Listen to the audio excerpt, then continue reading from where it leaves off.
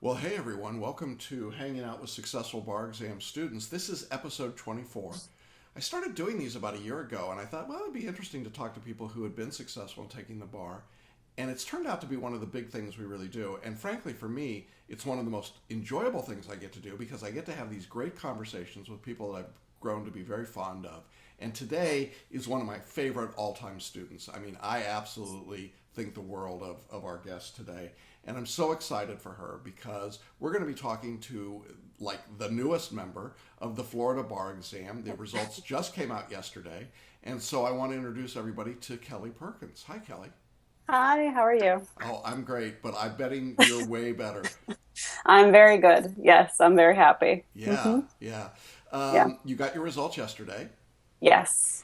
and you sent me this great picture, which somehow I'm going to figure out to get into this this episode. But can you just describe the picture, which I will somehow put in for people to see? Sure. There's a little company in my parents' hometown of Niceville, Florida, that does little yard grams. And so they come to your house at 6 in the morning and they put up all of these little fun things and they have a congratulations sign and it's all good. It's very fun. So you wake up in the morning, you go outside and there's this great congratulations you did it sign and it was wonderful. Yeah. Awesome. What a great Yeah. feeling. And you know, as our audience will discover in our conversation today, there's a real poignancy to all of this for you and a great story. And I'd love to just sort of go back and tell our audience a little bit about how it was that you came to be taking the Florida bar in the first place, way back when. Okay. So, all right. So I am a Maryland licensed attorney. I was licensed in 2009. So about 2 years ago, I decided that I needed to be closer to home. My parents, specifically my dad, was having some health issues going up and down, and I just wanted to be closer. And obviously, the cost of living is better down here. I was living in DC. This is very expensive, and that's how my journey started, and that's how I found you. Yeah. And when you started to study for the bar, you were working full time. Yes, I was working full time, a licensed attorney, so full caseload, and what didn't tell anyone I was taking the exam because I didn't want them to know kind of what was happening in my personal life with my family, and obviously it's not a great job tactic to tell people that you're taking a bar out of state because then they think you're leaving. So it was a secret for most of the time, which made it a little difficult, but that's where I started. Yeah. And when you began your studies, tell us a little bit about how you approached the studies the first time through. What was that like? Okay, so the first time through, I was just really excited. I had this new plan to move, and I had found your program, and I started late. I started in maybe November around Thanksgiving and just really jumped in. I was a little overconfident about the MBE because I did so well on it like 6 years, 7 years before. So I didn't spend too much time, and I focused on the Florida differences. And just went from there and didn't do very well did almost well enough on the Florida section to pass, but didn't do very well at all in the MBE, not surprisingly, since wasn't able to put that much effort into it. Now, what was different about studying for the bar as a practicing attorney than studying coming out of law school? Because that's a question I get a lot from people as well. I took the bar and I Yeah. passed out of school, so it should be about the same thing. Yeah. Everything is different. Everything is different about working full time and having the time off right after law school to study full time. I mean, I remember when I first came out of law school, it was my job. I went and did the class in the morning and came home and did more in the afternoon and then went to sleep and did it all again every single day for 6, 7 weeks, however much it was. And this time, you start your day out with a 7-hour, 8-hour day at work, which is your first ethical obligation is that 7, 8 hour day at work, and then trying to find time after work when you're exhausted to put in 2 or 3 hours of time and have a personal life and do self-care. So that was really hard for me. And the scheduling of it was ridiculously hard. And the energy part of it was harder because, I'm not old, but I'm older now than I was and not definitely as prone to late nights or all-nighters or anything like that. So that was very different for me. And my weekends were just gone. I mean, I was at the library every weekend. They knew who I was.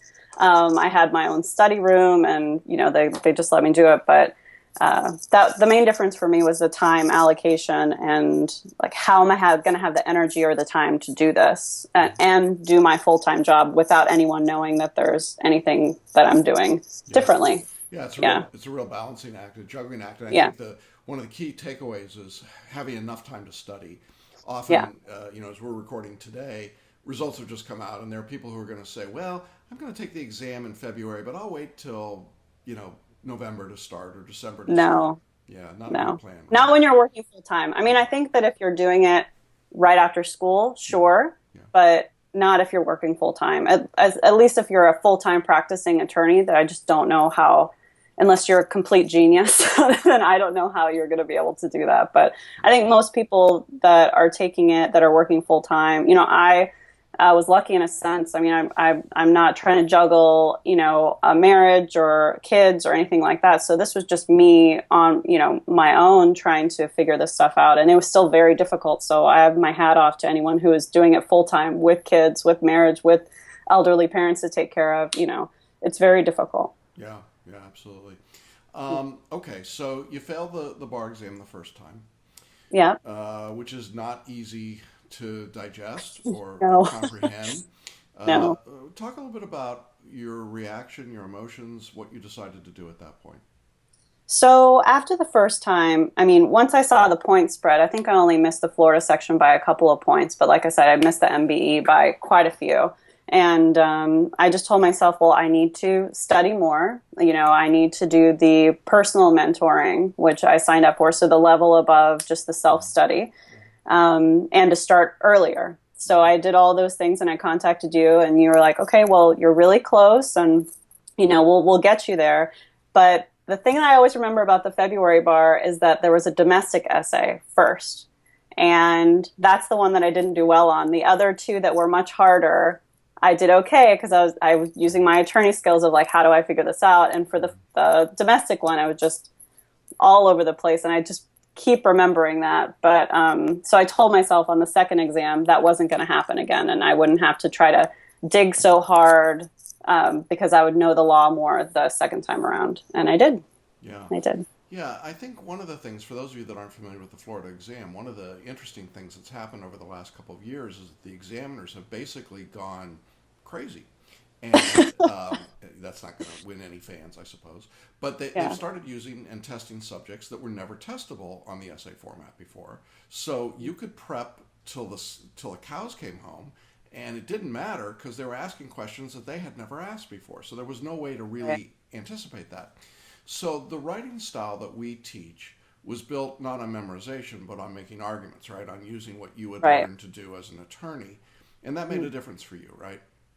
It did. That made a huge difference. And to me, February was the last standard exam that I saw. After that, like you said, we saw a definite change in tone from the exams to kind of surprise gotcha questions as opposed to, at this point, a family law question would be a gimme, I think, from their perspective. Right. I just don't think, after that exam, I just didn't know what to expect. And July was a big wake-up call for me, for sure.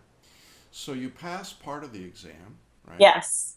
And I overall missed it by 2 points. Yeah, so let's talk about that. Let's talk about that. And I know this is not, we can have this conversation now. There are people who are going to be watching and listening who have failed by a point or two or three. And you may have seen some of the hangouts I did recently. Just did one with a student who failed in Georgia by 1 point, and then the Georgia bar examiners came back and said, whoops, our bad, you actually passed 7 months later. But this notion of failing by such a small margin, I'd really like you to address that because I know that it was, and devastating is really almost a trivial word for your reaction to it, but I'd like you to talk about it because I know that there are a lot of people that are experiencing that, and I think your insights could be helpful. Sure. You're just initially really shocked and angry. Obviously I had a happy side of it because I had passed the MBE.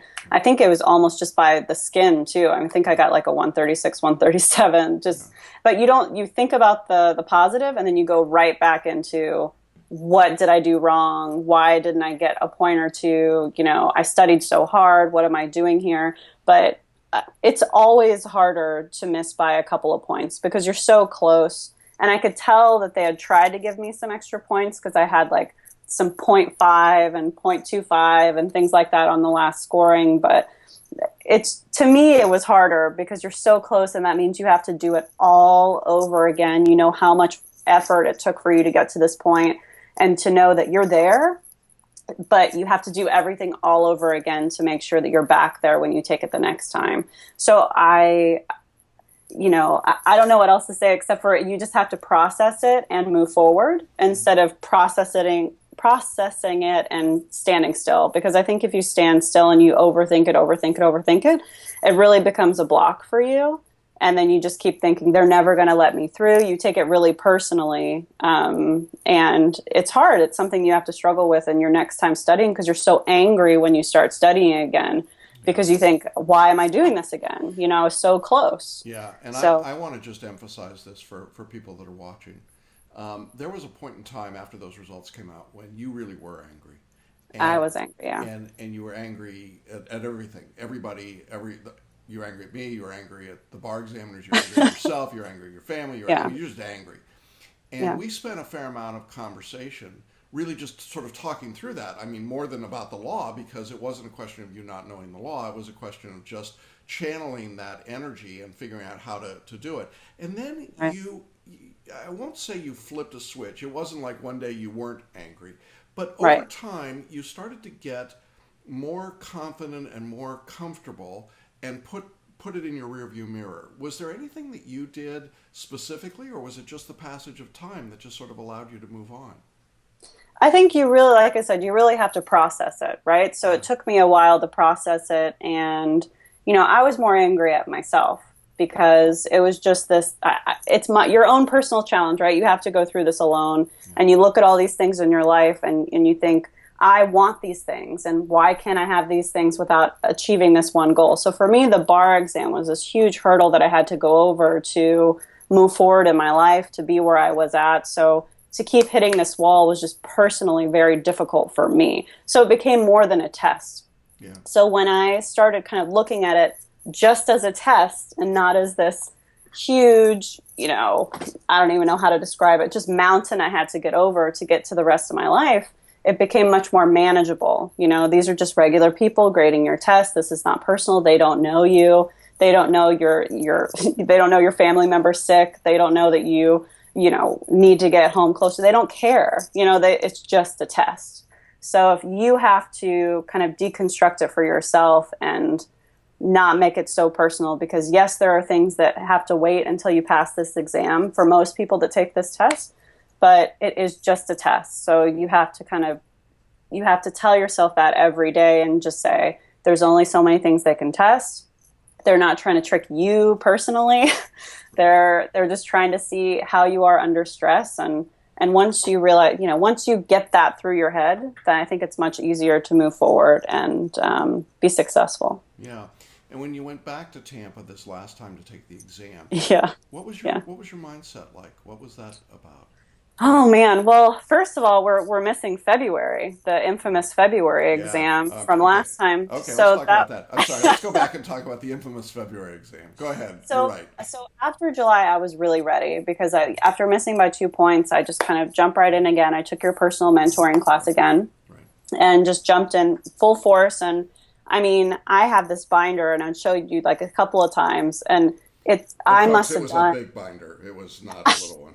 I focused completely on essays, obviously, because now the MBE was over. So, but the thing is, you do get excited when you pass the MBE, but just because you pass the MBE, it doesn't mean your studying is less, which is what I found out. Yeah. You actually have to still study everything because they can test you on everything for the essays. So I had this huge binder full, and I had looked at past exams, and, I just... contracts, torts, property. I must have done like 50 essays. I mean, not even kidding, probably 50 essays. And, I had looked at other things, but I mostly focused on those things. And Florida Con Law, I did a bunch of essays there. just everything that had been in the past. Family law, trusts. I mean, I think I knew trusts backwards and forwards and was just so ready. And I got into the exam, and it was criminal. It was criminal. What was it, Jackson? It was criminal, federal, federal con law, and negotiable instruments. And negotiable instruments. Yeah, the three things that, of course, everyone thought were coming. Right. Well, and that I'd not done any essays on. I mean, because the examiners had never written any essays on them. Right. So you're just sitting there, and again thinking like, oh my God, I studied so hard. I can't believe you're just kind of going through it. And I did that at the break. So thankfully my nerves came after. Yeah. And so I dug through, and then got to the break and just almost just lost it at lunch because I knew. I was like, this was a really tough exam. This was a, what do you even call it? A clearer. This was just like they wanted to just do a clearance, just like whoever they could get off. They were going to push off the train, right? There was a 30% overall pass rate from that. It was awful. And I think it was lower for out-of-state attorneys, too. So, I was battling both things. And I just remember going out at the break and just had to just put my sunglasses on and eat lunch and just think, it's okay, you're going to go into the multiple choice, which is great. And I think on that one, I got a really high score on the multiple choice, but just not enough to get over. And again, a couple of points.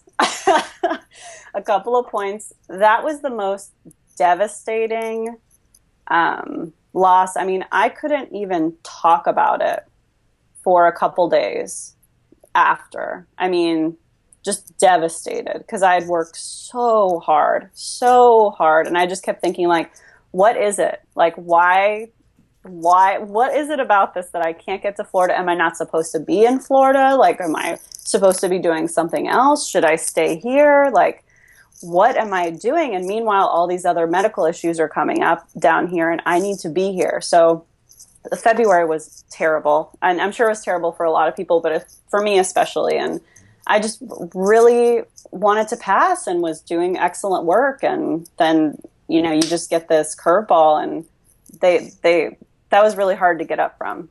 That was really hard to. Yeah, and I don't want to trivialize this, but in our office, you were a couple point Kelly.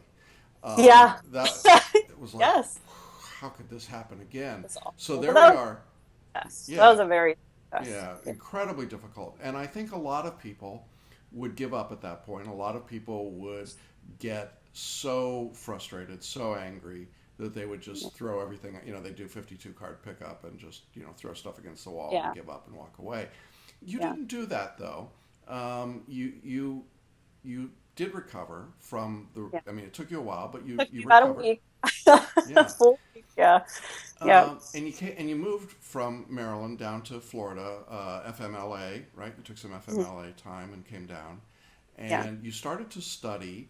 And one of the interesting things is I actually had to caution you to not overstudy, to not overdo, because now it was like, look, I don't, nothing is going to get past me this time. Nothing. I mean, you're a good attorney. You were not going to be surprised again. And you weren't surprised on this last exam.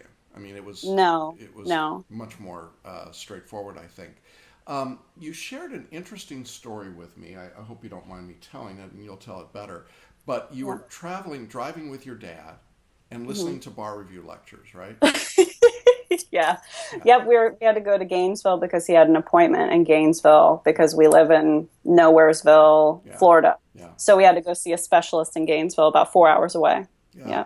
And so it was a father-daughter bonding moment over towards hypotheticals, I guess, right? Yeah. But your whole family was really kind of getting involved in this process and in the studies and everything else that was going on. What was it like for them to go through this process when you were studying? I mean, it's one thing when you're studying away from them, but now you're home, you've moved back home, and now you're studying and trying to help out with the family and so on. What do you think the process was like for them? I mean, I think for them, they were just as shocked as I was, and they just wanted to be supportive and not kind of intrude. Like every day would be like, my mom would get home and my dad would be like, don't bother her. And then my dad would come over to say hi and my mom would be like, don't bother her, she's studying, and I'd just be like, no, you guys, honestly, I need to study like less. And they're like, study less? Like, we don't understand that. So it just became this whole thing of, trying to explain to them what the exams were, showing them what I was doing, so showing them an essay, and they were just like, how do you remember all, just, and going through the multiple choice questions and like, how do you do these? And so it's just about explaining it and showing them what I was actually doing all day, sitting in front of my computer like a zombie. But they were great. I mean, my parents have always been great. I'm very lucky to have the parents that I have. And yeah, I think for me, they were just on pins and needles the whole time, because every single time they knew I passed, every single time. So all the times that I didn't pass, they heard it first. And I think it's very hard. And they want me down here too, obviously, for, parent reasons as well. So I think it was a long journey for them as well. And they were great companions on it for sure. Right. Yeah. So now we'll get back to July. Thanks. Happy. Yeah. So you go down to Tampa again in July, fourth try. And what's it like for you emotionally and mentally walking into the room to take the Florida portion? Wow. Well, I didn't sleep the night before. I don't know if I told you that. No. I had taken two, they weren't sleeping pills, but I think I had taken just some like melatonin or Benadryl or something to sleep. Woke up every hour on the hour to make sure I didn't miss it. And I had been working out. There was no reason to be stressed out. I think I was just ready. I mean, my brain was just ready to get rid of all this information. So I wouldn't call it stress, but I was just so amped up. I was like ready to just tackle this and be done with it. I don't know. I mean, it just reminded me of a trial, waking up in the middle of the night and, writing something down that you need to do. And so that's what it felt like. And then in the morning, I panicked a little because like, how can I do this? I didn't sleep at all. I'm not putting myself in the best position. And then finally I just looked in the mirror and was just like, what's your option? Are you going to sit here and not go? Like you have to go.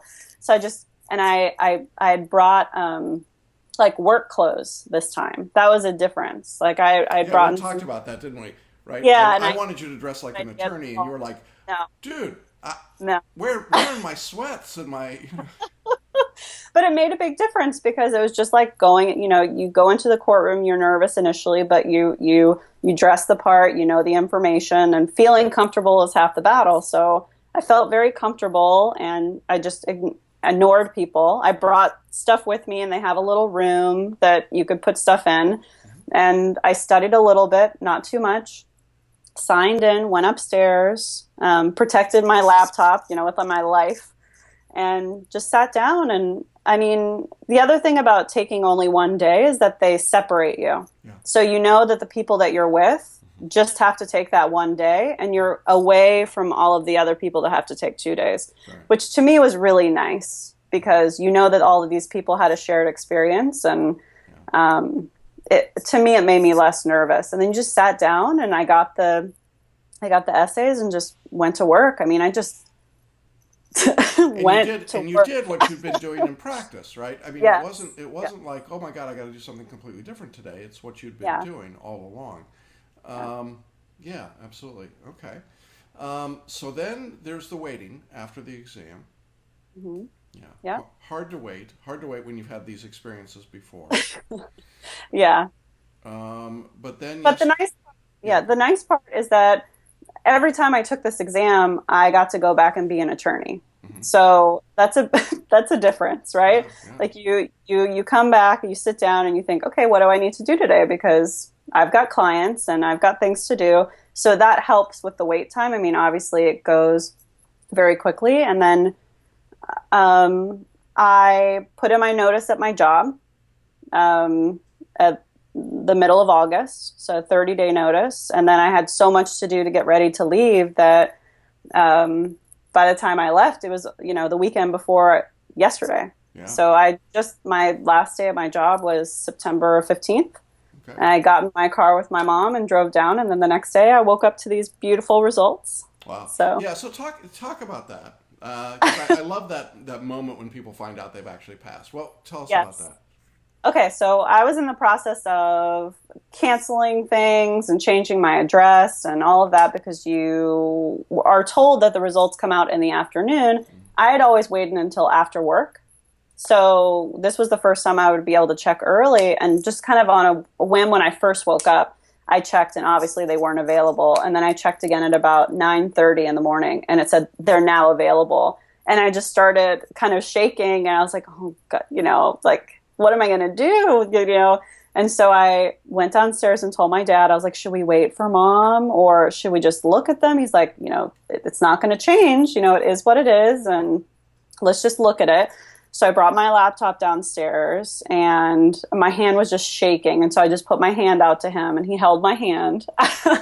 And then we opened the results and I just went down the page and I can't even tell you for like almost every day for, I would say since I took the test, I've been doing, my number and then pass in my head and then saying it out loud. And so I was just like scrolling down. I just got so nervous and I saw my number and I just looked over and it just said pass. And I just had this huge relief. I started crying. I was just so happy. My dad was crying. And then we called my mom and she works at a hospital on base by us. And she's just screaming. She's like, I have to go outside. Ah! So she goes outside and she like has a ball. And it's just, I can't explain how difficult it's been the past couple of years. Just our family's just had a lot of knocks. So, and good things too, but this was a huge win. This was a huge win, and it was just so nice to be able to, A, have a personal accomplishment, and B, share something really happy with them that they helped and supported me through. So it was beautiful. It was beautiful. Yeah. That's special. That's really yeah. special. Yeah, I'm so proud I'm getting to you. I'm getting to you. Yeah, I you can are. see. Yeah, you are. You are. Yeah. And for those of you watching, that doesn't happen. So, I am really proud of you. And I'm proud of you for the accomplishment, but I'm really proud of you for your determination to hang in there and to not give up. And I want the people in this audience to know this because I know, I got some emails and notes and calls yesterday from people who are so discouraged. It is so tough. The overall pass rate in Florida this week, 47%. It's horrible, and it is really, really difficult. And anybody that thinks, well, I'm just going to stroll in and take the bar and pass, they're delusional because so many people work so hard. But I know that one of the greatest problems is discouragement. That it just, sometimes you just have to grind your way through it. I mean, you did. There was no reason to think you were going to have to do that initially, but that's what it took. You had to grind your way through, get one section. For the people out there who are thinking, oh my God, I got to grind through it. How's it feel to you today? I mean, you're bumped and bruised and squeezed, and it's a very emotional, but it's worth it. I mean, just keep going. You can do this. It's just a test. Yeah. It's just a test. And when you start beating yourself up and telling yourself, there's just no way I can get through this, I've tried so many times. I've got too many obligations. I mean, you can do this. It just takes more time. And, lucky is not the right word, but it just happened in my personal life that I was able to take some time off and help my family and study in the little, places where I could. And I was able to get through, but just don't give up. You can definitely do this. And you have to get over the block. I mean, every day you have to tell yourself, you're just focusing on this one thing. This is just a test. I mean, it's a very important test. It's meaningful. I mean, you can't really enjoy, when you're coming out of school, you can't really enjoy your graduation from law school until you pass this test. You can't move here if you want to practice generally until you pass this test. I mean, there's a lot weighing on it, so I get it, but you can do it. I just don't give up. I mean, to me, I just was raised not to quit. I played sports. You just don't quit. And I was not going to let this get the better of me. There's just no way. It's pieces of paper. Like, there's no way that I was going to let it stop me. Yeah. So, awesome. Just stick with it. And if anyone wants to reach out, they're more than welcome to reach out. I'd love to talk to people about this more if they need. Yeah, and I know you're on our private Facebook group and there I'm trying. Yeah, yeah. I need to to get back support people. on Yeah, support because I people had there. to do it, use a secret. That Yeah, was the other thing right, too. I had to use a different account. I had to make up a whole right, new account. right. You had an So alias and everything. It was very cool.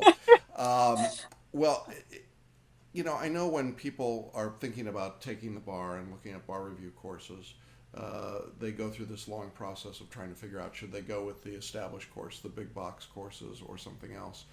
And I'm not fishing for compliments here, but I would like to get a sense of why you chose to go the route you did yeah. versus the traditional sort of, repeat the course probably that you took coming out of law school.